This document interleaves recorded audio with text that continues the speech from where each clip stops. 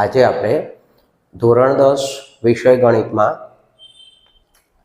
Chapter 13 આંકડાશાસ્ત્ર ઉપર વાત કરીશું। આંકડાશાસ્ત્રની અંદર આપણે બે દાખલા જોઈ ચૂક્યા છીએ। એમાં ઉદાહરણ નંબર 1 અને ઉદાહરણ નંબર 1 ની અંદર આપણે મધ્ય કિંમત કઈ રીતે શોધાય, એટલે કે જ્યારે વર્ગો આપેલા હોય અને મધ્ય કિંમત કઈ રીતે શોધાય એની ઉપર આપણે વાત કરી।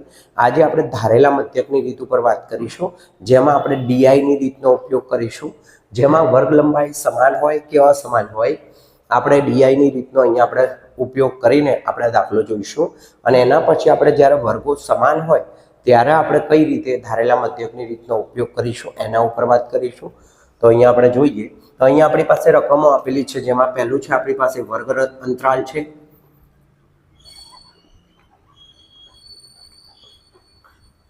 જેમાં 15 ની વર્ગ લંબાઈ છે।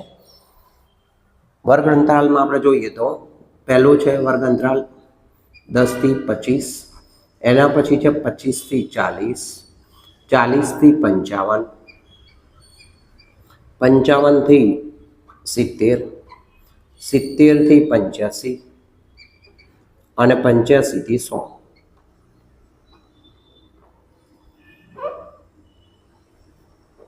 એના પછી આપણને વિદ્યાર્થીઓની સંખ્યા આપી છે, જેને આપણે એફઆઈ કહીશું। અહીંયા આપણે વિદ્યાર્થીઓની સંખ્યા લખી દઈશું।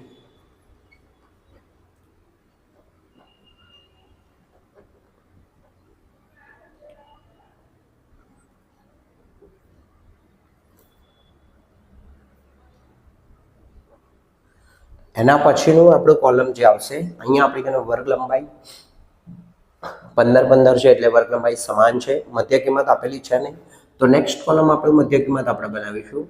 તો મધ્ય કિંમતને આપણે એક્સઆઈ તરીકે ઓળખીશું, કેમ કે દાખલામાં આપણે એક્સઆઈ આપેલા નથી, તો અહીંયા આપણે એને એક્સઆઈ કહીશું। મધ્ય કિંમત કઈ રીતે શોધાય એ મેં તમને કાલના જે આપણો વિડીયો છે આપણો, અહીંયા આપણે મધ્ય કિંમત શોધીશું ત્રીજા નંબર સ્ટેપમાં, એટલે કે મધ્ય કિંમત એટલે કે જેને આપણે એક્સઆઈ કહીશું, દાખલામાં આપેલા છે નહીં। મધ્ય કિંમત કઈ રીતે શોધાય એ આપણે આગળના દાખલામાં જોયેલું છે, છતાં પણ આપણે આ દાખલામાં બતાવી દઈશું કે મધ્ય કિંમત કઈ આવશે, કઈ રીતે આવશે, છતાં પણ આપણે બતાવી દઈશું કે મધ્ય કિંમત કઈ રીતે આવશે। એના પછીનું સ્ટેપ આપણું ડીઆઈ જે દાખલા માટે નવું છે, તો ડીઆઈનો મતલબ થશે કે એક્સઆઈ માઇનસ ધારેલો મધ્યક એટલે કે એનો ઉપયોગ આપણે કરીશું, અને અહીંયા આપણે છેલ્લા કોલમમાં કરીશું એફઆઈ અને ડીઆઈનો ગુણાકાર। તો આટલા આપણા 5 કોલમ બનશે। અને જો આપણે લાસ્ટમાં કુલનું ખાનું બનાવીશું, તો અહીંયા લાસ્ટમાં કુલ જે છે એનું આપણે ટોટલ કરીશું। ટોટલની અંદર અહીંયા આપણે જે સિગ્મા એફઆઈ ડીઆઈ છે અહીં, તો સિગ્મા એફઆઈ અને ડીઆઈનો ટોટલ કરીશું, અને અહીંયા આપણે સિગ્મા એફઆઈનું ટોટલ કરીશું। તો આપણે બે ટોટલ કરીશું, કેમ કે આમાં જે આપણે સૂત્રનો ઉપયોગ કરીશું એમાં આપણે એક્સ બાર બરાબર એ પ્લસ સિગ્મા એફઆઈ ડીઆઈ ભાગ્યા સિગ્મા એફઆઈ આ સૂત્રનો આપણે ઉપયોગ કરીશું દાખલાની અંદર। તો રકમો આપણને જે આપેલી છે વિદ્યાર્થીઓની સંખ્યા એફઆઈની આપણે લઈ લઈએ, તો 2, 3, 7, 6, 6 અને 6। તો આનું જે ટોટલ છે એ 6 તરી 18, 18 ને 7 25 ને 3 28 ને 2 30 થશે। તો અહીંયા આપણું ટોટલ છે 30 છે।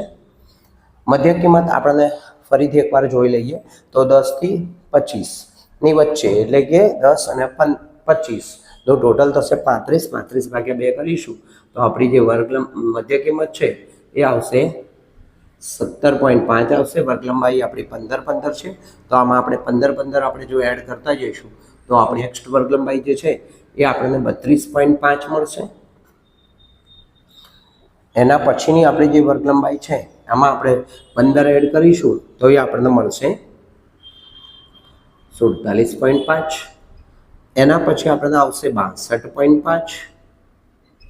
એના પછીની આપણી જે વર્ગ લંબાઈ છે એ આમાં આપણે બીજા 15 એડ કરીશું તો એ આપણને મળશે 77.5। અને મધ્ય કિંમત છે એ છે 92.5। તો આ રીતે આપણે બધી જ આપણી મધ્ય કિંમત શોધી દીધેલી છે।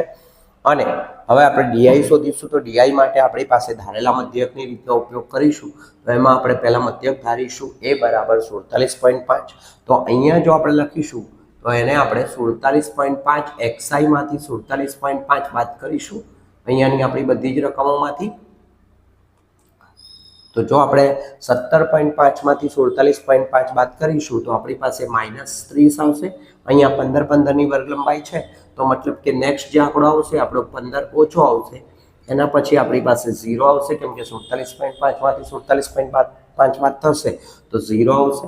એના પછીનો આંકડો આપણને +15માં મળશે, 30 આવશે એના પછી. અને એના પછીનો જે આંકડો છે આપણો એટલે કે આપણો જે 62.5 જે છે આંકડો એ 62.5ની અંદર આપણને રકમ મળશે 15.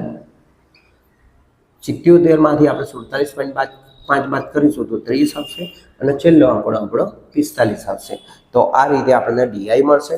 હવે ડીઆઈ મળી ગયા પછી આપણે એફઆઈ અને ડીઆઈનો ગુણાકાર કરીશું તો 30 × 60 અહીંયા માઇનસ છે તો અહીંયા આપણી પાસે -60 આવશે. અહીંયા -15 × 3 છે તો આપણે -45 આવશે. અહીંયા જો આ બેનું આપણે ટોટલ કરીશું તો અહીંયા ટોટલ આપણને -105 મળશે. અને અહીંયા આપણે 0 સાથે 7નો ગુણાકાર કરીશું તો એ 0 જ આવશે. 6 અને 15નો ગુણાકાર કરીશું 15 × 6 = 90. 6નો ગુણાકાર 30 સાથે કરીશું તો 180 આવશે અહીંયા આપણી પાસે.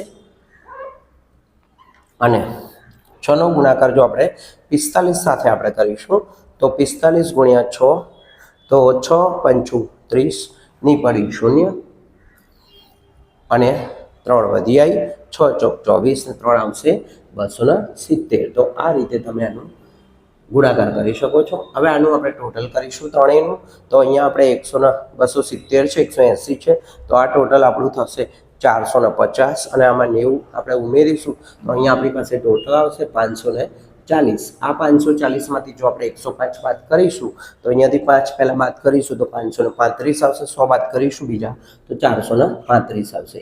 તો અહીંયા આપણી પાસે સિગ્મા એફઆઈ ડીઆઈ જે છે એ 435 આવી ચૂક્યો છે. હવે આપણે સૂત્રમાંનો ઉપયોગ કરીશું તો એ બરાબર આપણને આપેલા જ છે. અહીંયા 47.5 છે તો અહીંયા આપણે સૂત્રમાં એનો ઉપયોગ કરીશું 47.5 પ્લસ